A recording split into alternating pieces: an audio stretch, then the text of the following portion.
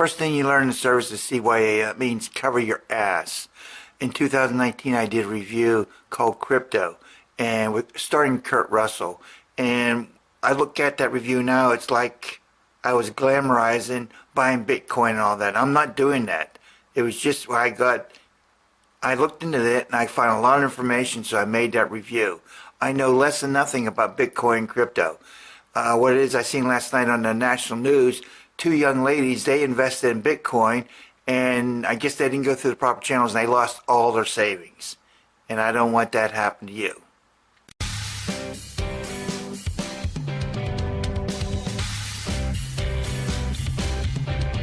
What the heck is Bitcoin? What the pickles? Bitcoin is only a number showing how many Bitcoins you have. So you can exchange Bitcoin into cash depending on the value of the Bitcoin value for that day. From a Bitcoin ATM, you can sell your Bitcoin to people, invest your Bitcoin through a Bitcoin broker, or buy something with Bitcoin who accepts it as legal tender. First, you buy Bitcoin with cash. After a lengthy research, trusting different entities, and being lucky, you finally can acquire Bitcoin.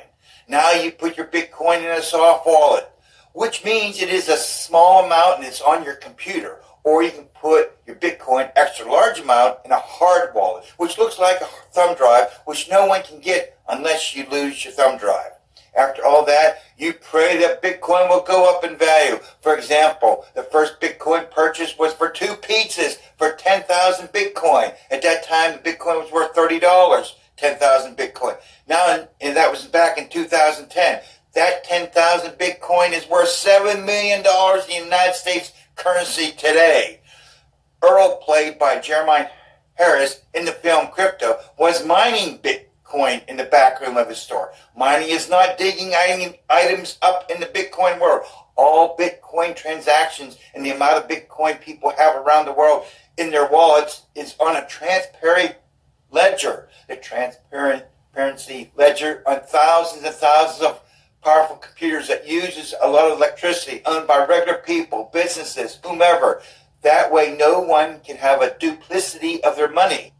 To do mining for Bitcoin, you need a powerful computer that first can do complex mathematical problems by means of purchasing a powerful graphics card or a piece of hardware, and that's the only purposes is to do complicated math problems. To be able to mine Bitcoin, there's a list of questions you need to answer yourself. For example, your electric bill will go sky high if your computer answers a complicated math problem correctly, and plus there has to be a need for another miner. Then you will be one of the thousands around the world to see Bitcoin transactions on your transparent ledger.